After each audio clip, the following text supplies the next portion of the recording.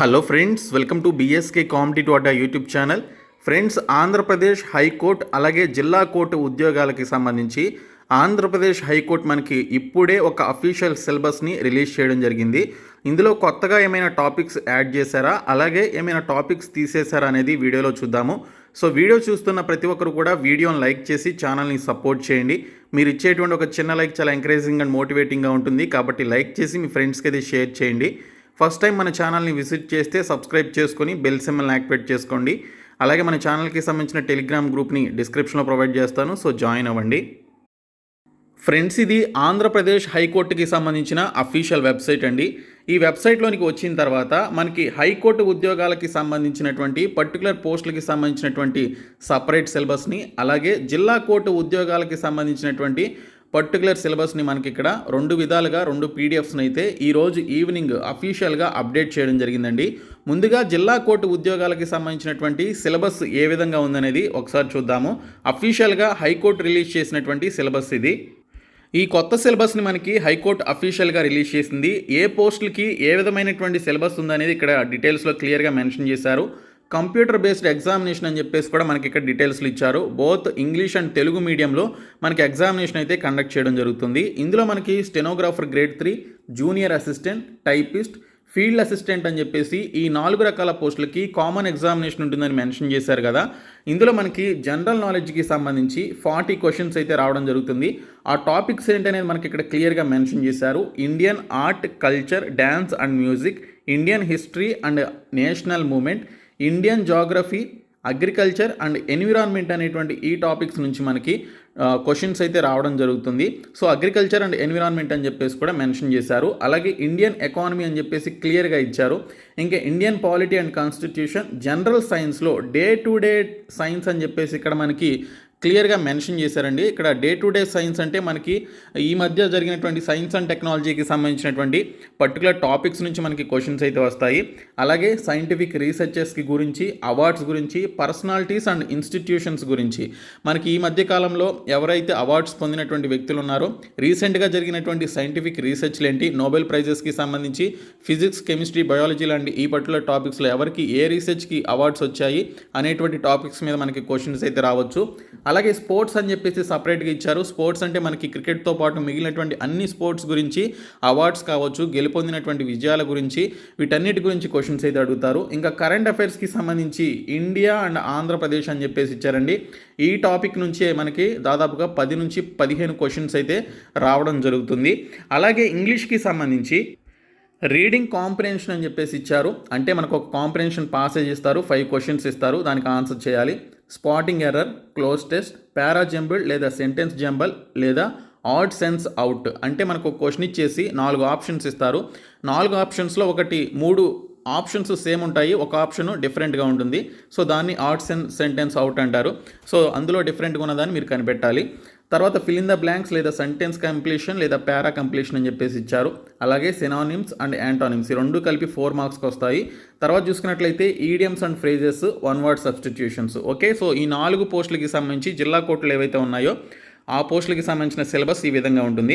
అలాగే syllabus for copyist, examiner and record assistant, ఈ 3 పోస్టులకి సంబంధించి కామన్ ఎగ్జామినేషన్ ఉంటుందని మనకి మెన్షన్ చేశారు. ఆల్రెడీ నేను మీకు ప్రీవియస్ వీడియోస్లో కూడా చెప్పడం జరిగింది. సో దీనికి సంబంధించి ఈ 3 పోస్టులకి జనరల్ నాలెడ్జ్కి సంబంధించి 40 క్వశ్చన్స్ అడుగుతారు. ఈ 40 క్వశ్చన్స్కి సంబంధించి మనకి పైన ఇచ్చినటువంటి సిలబస్ ఇచ్చారు, ఎటువంటి చేంజెస్ అయితే లేదు. అలాగే మనకి ఇక్కడ 40 క్వశ్చన్స్ ఇంగ్లీష్ నుంచి వస్తాయి. ఇందులో మనకి కాంప్రిహెన్షన్ అని చెప్పేసి ఇచ్చి 1 passage on which 5 questions asked అని చెప్పేసి క్లియర్గా ఇచ్చారండి. సో ఖచ్చితంగా మనకి ఒక పాసేజ్ ఇచ్చి 5 క్వశ్చన్స్ అనేవి ఆ పాసేజ్ నుంచి వస్తాయి. మీరు పాసేజ్ని ఏ విధంగా అటెంప్ట్ చేయాలి నేర్చుకుంటే మీరు జస్ట్ 5 మార్క్స్ చాలా సింపుల్గా తెచ్చుకోగలుగుతారు.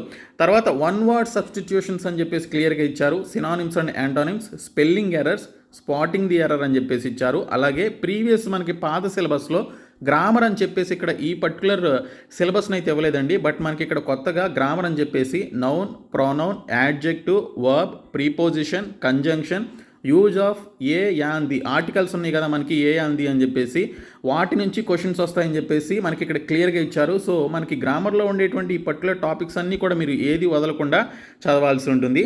ఇంక ఈడియమ్స్ అండ్ ఫ్రేజెస్ నుంచి క్వశ్చన్స్ అయితే వస్తాయి. తర్వాత మళ్ళీ మనకి ఇంకో కేటగిరీ వచ్చేసి డ్రైవర్, అలాగే process server and office subordinate. Office సబార్డినేట్కి సంబంధించి జిల్లా కోర్టుల్లో 1520 పోస్టులు ఉన్నాయి. సో ఈ పోస్టులకి సంబంధించి మనకి ఈ 3 రకాల పోస్టులకి కామన్ ఎగ్జామినేషన్ ఉంటుంది. ఇందులో జనరల్ నాలెడ్జ్కి సంబంధించి 40 క్వశ్చన్స్ అడుగుతారు. స్పెసిఫిక్ ఎంఫసిస్ ఆన్ ఆంధ్రప్రదేశ్ అని చెప్పేసి కూడా మనకి ఇక్కడైతే ఇవ్వడం జరిగింది. ఇందులో Indian art, culture, dance, music, Indian history and Indian national movement అని చెప్పేసి ఇచ్చారు. ఇంకా ఇండియన్ జాగ్రఫీ అని చెప్పేసి ఇచ్చారండి. అగ్రికల్చర్ గురించి, ఎన్విరాన్మెంట్ గురించి మనకి ఇక్కడైతే మెన్షన్ చేయలేదు.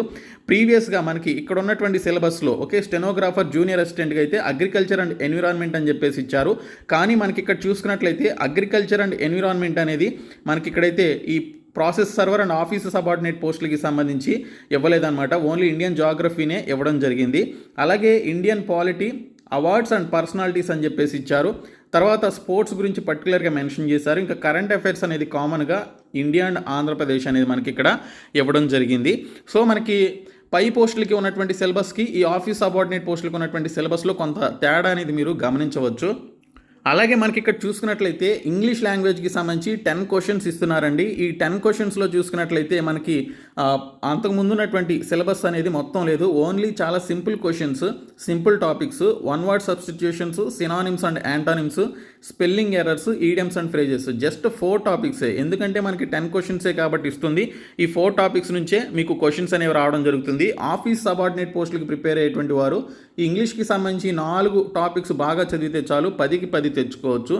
తర్వాత ఇక్కడ మెంటల్ ఎబిలిటీకి సంబంధించి 30 క్వశ్చన్స్ ఇచ్చారు. సో మెంటల్ ఎబిలిటీ అంటే యాప్టిట్యూడ్ మనకి ఉంటుంది అనుకున్నాం, కానీ ఇక్కడ చూసినట్లయితే మనకి ఇక్కడ కోడింగ్ అండ్ డీకోడింగ్కి సంబంధించి, సిలాజిజం అండ్ స్టేట్మెంట్ కన్క్లూషన్స్కి సంబంధించి, అలాగే ఎనాలజీకి సంబంధించి, అర్థమెటిక్ నంబర్ సిరీస్కి సంబంధించినటువంటి టాపిక్స్తో పాటు మనకి ఇక్కడ problem solving, Venn diagrams, decision making, space visualisation, direction and relationship concepts, అలాగే similarities and differences, embedded figures, mirror images, completion of pattern, figure matrix. So ఈ విధంగా మనకి పర్టికులర్ టాపిక్స్ నుంచి మనకి 30 మార్క్స్కి మెంటల్ ఎబిలిటీకి సంబంధించి, రీజనింగ్కి సంబంధించినటువంటి ఈ టాపిక్ నుంచి మనకి క్వశ్చన్స్ అయితే రావడం జరుగుతుందని ఇక్కడ డీటెయిల్స్లో ఇచ్చారు. సో ఈ సిలబస్ పీడిఎఫ్స్ నేను మీకు డిస్క్రిప్షన్లో పెడతాను.